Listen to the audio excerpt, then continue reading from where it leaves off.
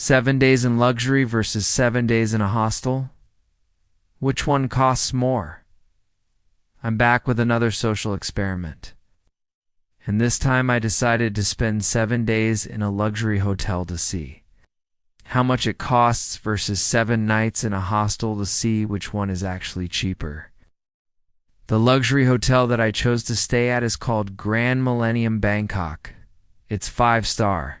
It has an outdoor pool, a rooftop infinity pool, a spa for different restaurants and bars, and they even have private speedboats to take you to and from the airport.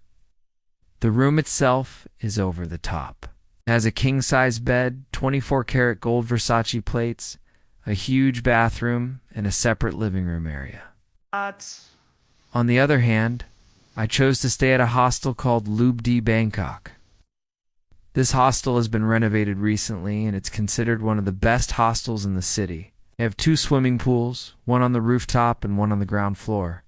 There's also a restaurant and bar, a fully equipped gym, and even a sky lounge with a view of the entire city. I booked the most popular room type, which is the 6-bed mixed dorm. So let's start off with day 1. When I arrived at the Grand Millennium, they had live music playing and a classic red carpet entrance. There was a traditional Thai massage as well as lemon mint towels. They really go above and beyond to make you feel special. They also gave me a tour around the entire suite, explained all the features, and even offered to help book any tours or activities that I wanted to do. At the hostel, they had someone waiting for me to check in and show me to my dorm. Everyone was super friendly, and I met some great people from all over the world. The staff also gave me a quick tour of the hostel and showed me where everything was located. For dinner, I went out exploring, and both locations are in the Sukhumvit area of Bangkok, which is known for its amazing food. I started off by getting a taxi downtown and then walking around until I found something that looked good. At the end of the night, I ended up spending $13.40 at the luxury hotel and $5.80 at the hostel. So already at this point, we can see that the hostel is definitely a lot cheaper than the luxury hotel. Day 2, I decided to start off with a trip to the famous Chatu Chak weekend market. I took a taxi from the hotel, which cost me $35.50. I walked around the market for a couple hours looking at all the local goods and then headed back to the hotel. At the hostel, I met some great people in my dorm, and we decided to take the BTS train to the next station over and explore there. We spent $1.20 on the train and then just walked around checking out all the cool street food stalls. At the end of the day, I spent $39.20 at the luxury hotel and $3.60 at the hostel. Day 3, I got a full-body massage at the hotel spa. This was the cheapest one on the menu at $78.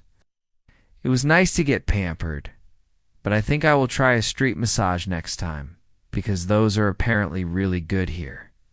I met some friends for dinner at a restaurant nearby the hostel, and they ordered the papaya salad, which was $4.50, green curry, which was $3.30, and a mango sticky rice, which was $3.50. We sat outside and ate while people watching and having drinks. I then went back to the hotel and got room service, which was $22. Overall, Day 3 cost me $104.20 at the luxury hotel and $11.40 at the hostel. Day 4. I woke up early and decided to take the free shuttle boat to the other side of the river to visit the reclining Buddha.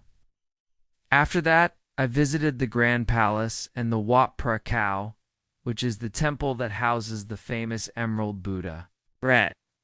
After a few hours, I walked around the local markets and then headed back to the hotel. At the hostel, I decided to get a taxi downtown to the famous Khao San Road and walked around checking out all the shops, restaurants, and bars.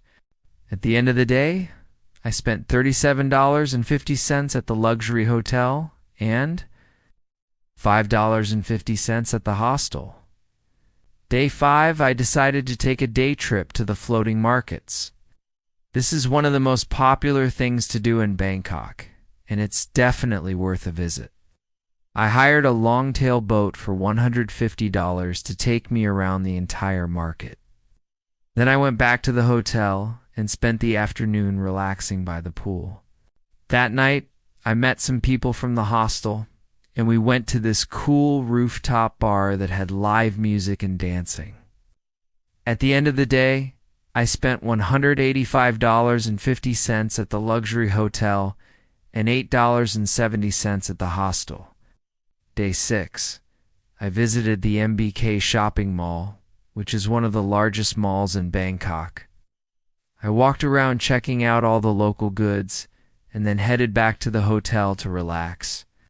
Later that day, I got a taxi to the Terminal 21 Mall, which is known for its unique design and architecture. Each floor is designed to look like an airport terminal with different countries as its theme. After that, I went to the popular street food spot, Eat Siam, to grab some dinner. At the hostel, I met some new people, and we decided to head out for the night. We tried out some of the street food, walked around checking out all the cool bars, and ended up spending the night at a beer bar. At the end of the day, I spent $95.50 at the luxury hotel and $15.20 at the hostel. Day 7, I did something very touristy, and that was getting my nails done on. Sukhumvit, Soi 38. This is apparently the street that has the best and cheapest nail salon. My pedicure was $8 and my manicure was $5. I then got a taxi to the Erawan Shrine, which is a Hindu shrine that is dedicated to the god of wealth and prosperity. After that, I headed back to the hotel to relax and pack for my trip tomorrow.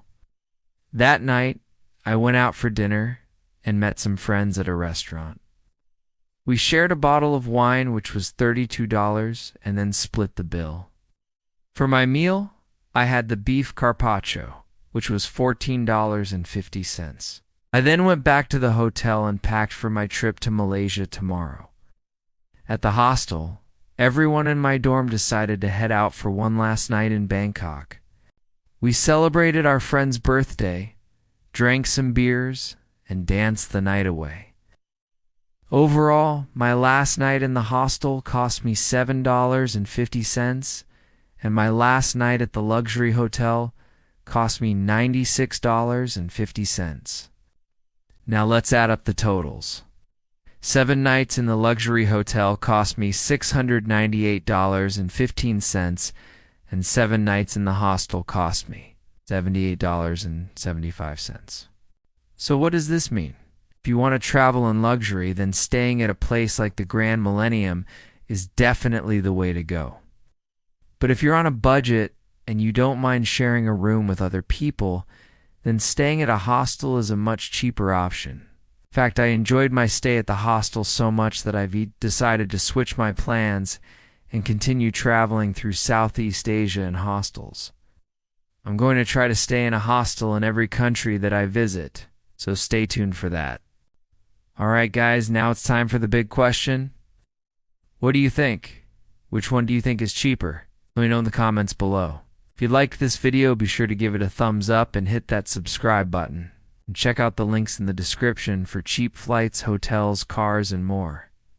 Thank you so much for watching, and I'll see you guys in the next video. Bye-bye.